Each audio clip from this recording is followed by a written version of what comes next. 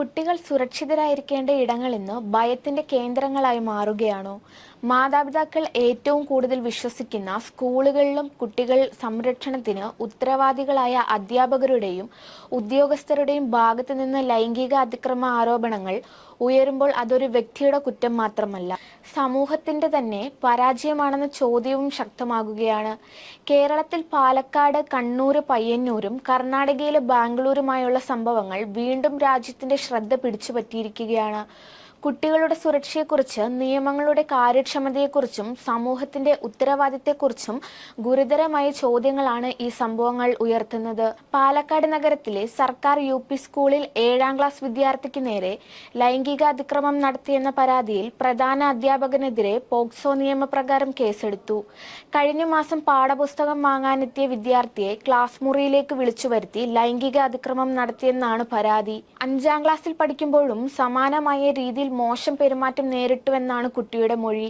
വർഷങ്ങളോളം ഭയത്തിന്റെ നിഴലിൽ കഴിഞ്ഞ ഒരു കുട്ടി ഒടുവിൽ മാതാപിതാക്കളോട് കാര്യം തുറന്നു പറഞ്ഞതോടെയാണ് സംഭവം പുറത്തറിയുന്നത്.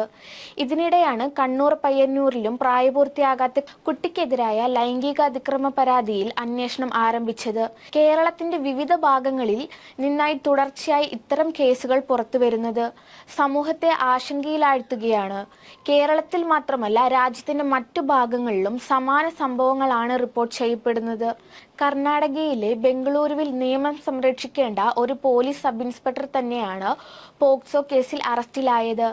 കൊലക്കേസ് അന്വേഷണത്തിന്റെ ഭാഗമായി കസ്റ്റഡിയിലെടുത്ത പ്രായപൂർത്തിയാകാത്ത ആൺകുട്ടികളെ ലോഡ്ജിലേക്ക് കൊണ്ടുപോയി ലൈംഗികമായി പീഡിപ്പിക്കുകയും അശ്ലീല പ്രവർത്തനങ്ങൾക്ക് നിർബന്ധിക്കുകയും അതിന്റെ ദൃശ്യങ്ങൾ മൊബൈൽ ഫോണിൽ പകർത്തുകയും ചെയ്യുന്നതാണ് അന്വേഷണ ഏജൻസികളുടെ കണ്ടെത്തൽ. സ്കൂളിൽ അധ്യാപകൻ, നിയമം നടപ്പാക്കാൻ നിയോഗിക്കപ്പെട്ട പോലീസ് ഉദ്യോഗസ്ഥൻ, സമൂഹം ഏറ്റവും കൂടുതൽ വിശ്വസിക്കുന്നവരാണ് പ്രതിസ്ഥാനത്തെത്തുമ്പോൾ ചോദ്യം ചെയ്യപ്പെടുന്നത് വ്യക്തികളെ മാത്രമല്ല, നമ്മുടെ സംവിധാനങ്ങളെയും കൂടെയാണ്.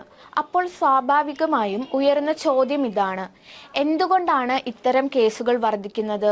വിദഗ്ധർ പറയുന്നത് ഇത്തരം കുറ്റകൃത്യങ്ങൾക്ക് പിന്നിൽ പല കാരണങ്ങളുണ്ട്. കുട്ടികളുടെ നിഷ്കളങ്കതയും വിശ്വാസവും ചിലർ ദുരുപയോഗം ചെയ്യുന്നു.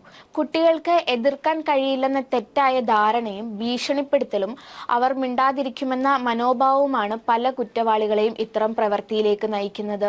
മറ്റൊരു പ്രധാന കാര്യം, കുട്ടികൾക്ക് നേരിടുന്ന മോശം അനുഭവങ്ങൾ പലപ്പോഴും അവർ ഉടൻ തന്നെ തുറന്നു പറയാറില്ല. ഭയം, നാണക്കേട്, ആരും വിശ്വസിക്കില്ലെന്ന ആശങ്ക, അല്ലെങ്കിൽ പ്രതിയാകുന്ന വ്യക്തി കുടുംബത്തിന്റെയോ സമൂഹത്തിന്റെയോ പരിചിതനായ ആളാണെന്നുള്ള സാഹചര്യം, ഇതെല്ലാം കാരണം നിരവധി കേസുകൾ മാസങ്ങൾക്കോ വർഷങ്ങൾക്കോ ശേഷമാണ് പുറത്തുവരുന്നത്. ഇവിടെയാണ് മാതാപിതാക്കളുടെ പങ്ക് വളരെ പ്രധാനമാകുന്നത്. കുട്ടികളോട് ദിവസവും സംസാരിക്കണം, അവരുടെ സ്വഭാവത്തിൽ പെട്ടെന്നുണ്ടാകുന്ന മാറ്റങ്ങൾ ശ്രദ്ധിക്കണം, ഗുഡ് ടച്ച്, ബാഡ് ടച്ച് പോലുള്ള കാര്യങ്ങൾ പ്രായത്തിനനുസരിച്ച് പറഞ്ഞു കൊടുക്കണം. എന്തെങ്കിലും അസ്വസ്ഥത ഉണ്ടായാൽ ഭയമില്ലാതെ തുറന്നു പറയാനുള്ള ആത്മവിശ്വാസം കുട്ടികൾക്ക് നൽകണം. എന്നാൽ മറ്റൊരു ചോദ്യം സമൂഹം ഉന്നയിക്കുന്നത്, പോക്സോ പോലുള്ള കർശന നിയമം നിലവിലുണ്ടായിട്ടും എന്തുകൊണ്ടാണ് ഇത്ര കുറ്റകൃത്യങ്ങൾ അവസാനിക്കാത്തത്? നിയമം ശക്തമാണ്. പോക്സോ നിയമപ്രകാരം ഗുരുതരമായ ശിക്ഷകൾക്ക് വ്യവസ്ഥയുണ്ട്. എന്നാൽ നിയമം മാത്രം പോരെന്നാണ് നിയമവിദഗ്ധരുടെ അഭിപ്രായം. കേസുകൾ അതിവേഗം അന്വേഷിക്കണം. വിചാരണ വർഷങ്ങളോളം നീട്ടാൻ പാടില്ല. കുറ്റം തെളിയിക്കുന്നവർക്ക് വൈകാതെ മാതൃകാപരമായുള്ള ശിക്ഷ ലഭിക്കണം. അതോടൊപ്പം സ്കൂളിലെ ചൈൽഡ് പ്രൊട്ടക്ഷൻ സംവിധാനങ്ങളും നിരീക്ഷണവും കൂടുതൽ ശക്തമാക്കേണ്ടതുണ്ടെന്ന് അവർ ചൂണ്ടിക്കാട്ടുന്നു. സമൂഹത്തിനും വലിയ ഉത്തരവാദിത്തമുണ്ട്. ലൈംഗിക അതിക്രമ പരാതികൾ കേൾക്കുമ്പോൾ ഇരകളെയോ അവരുടെ കുടുംബങ്ങളെയോ കുറ്റപ്പെടുത്തുന്ന സമീപനം മാറണം. പരാതി പറയാൻ ധൈര്യം കാണിക്കുന്ന കുട്ടികൾക്ക് പിന്തുണ നൽകണം. അതേസമയം ഓരോ കേസിലും അന്വേഷണം നിഷ്പക്ഷമായും നിയമാനുസൃതമായും പൂർത്തിയാക്കി അന്തിമ കുറ്റം തെളിയുമോ എന്നത് കോടതിയാണ് തീരുമാനിക്കേണ്ടത് എന്ന നിയമതത്വവും മറക്കാൻ പാടില്ല. പാലക്കാട്, പയ്യന്നൂർ, ബാംഗ്ലൂർ സ്ഥലങ്ങളിൽ വ്യത്യസ്തമാണെങ്കിലും ഈ സംഭവങ്ങൾ നൽകുന്ന മുന്നറിയിപ്പ് ഒന്നുതന്നെയാണ്.